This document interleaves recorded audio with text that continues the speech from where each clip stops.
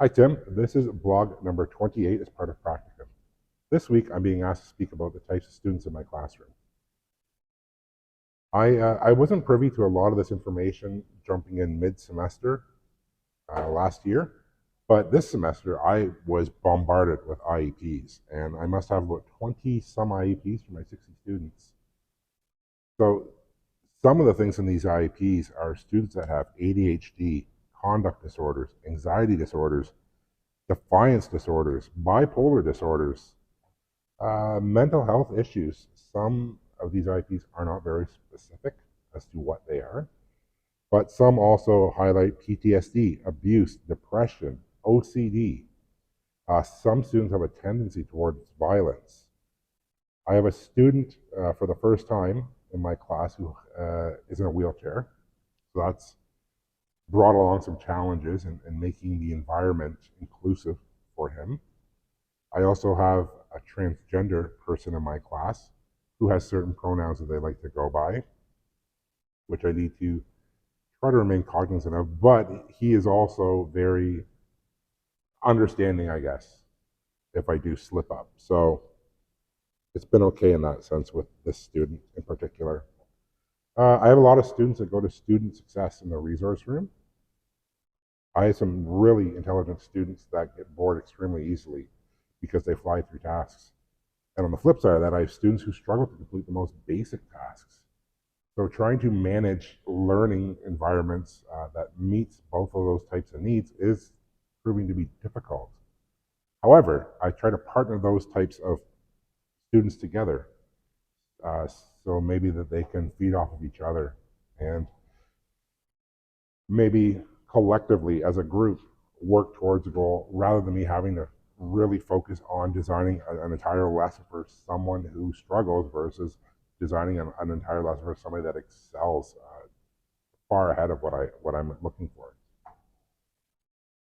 I have students whose parents are heavily involved to the point where I almost want to delete my email account. I understand being involved in your students' success, but some parents are just helicopters. And then I have some students' parents who are not involved whatsoever. It doesn't matter what I try to do to get them involved in helping assist in their child's learning, they could not care less. I have some students that are very, very helpful and who will work with absolutely anybody. And on the flip side, I have some students that won't work with anyone and they are not helpful in class. I have students who attempt to derail anything in the classroom, whether it's acting out, being a class clown, just trying to make the agenda about themselves. I have a lot of, there's a saying that the kids use now. It's called main character, and it's where you try to make everything about yourself. And I have a few of those main characters in some of my classes. I have students who try to lure me into traps, ask me inappropriate questions, and try to get me to comment on other students. And I know enough to not fall into that one. But I do find it frustrating that that is a game that they like to try to play. I have students who love to sleep in class, and I consistently have to wake them up. I have students who try to complete other classwork in my class. I had a student today trying to complete algebra in my class. And I've had to explain to him that transportation class is for transportation work, not for other classwork. I would not expect anyone to do transportation in their English class. So I don't know why that is a theme here where students think they can just come in here, sit at a desk, and do other schoolwork. But it happened to me last semester too with a lot of students.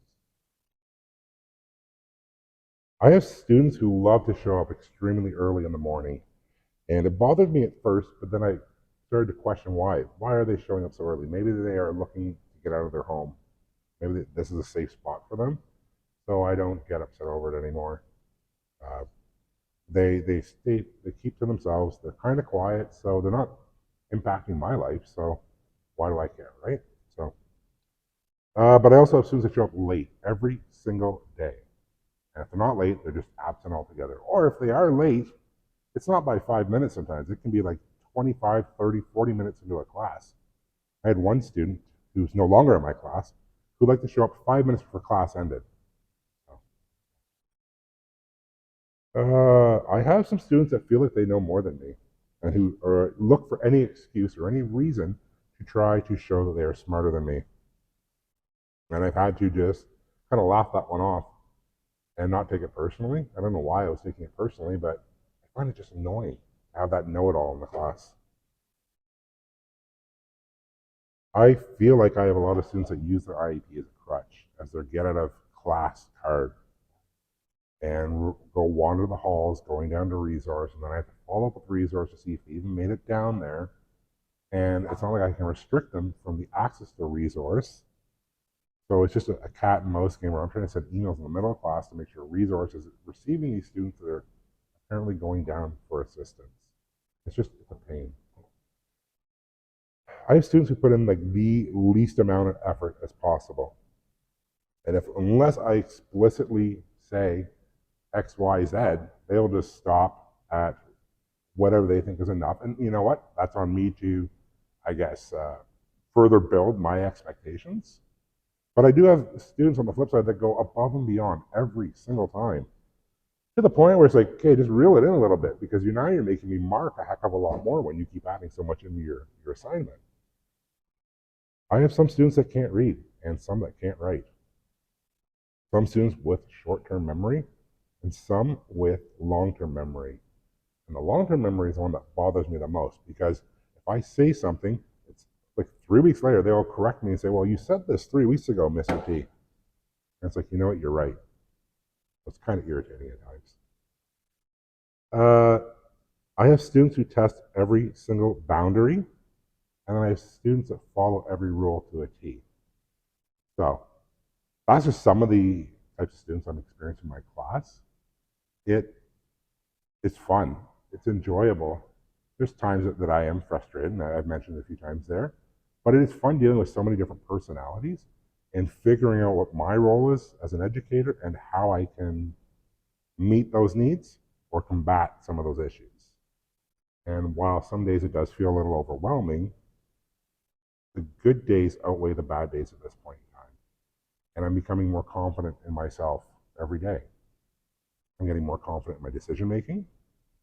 And I think that shows with my students that confidence and that stability that I'm providing to the classroom is paying off. So while I will never be free of some issues, uh, it's up to me whether or not I decide to constantly look at them as issues or try to think of solutions to what are perceived problems. So that's my blog this week. It's a wide range of a spectrum of behaviors and attitudes and personalities. That's for darn sure. And I look forward to the next blog and seeing you on the weekend, Mr. Teagues. Until then, that is blog number 28, part of practicum. Talk soon.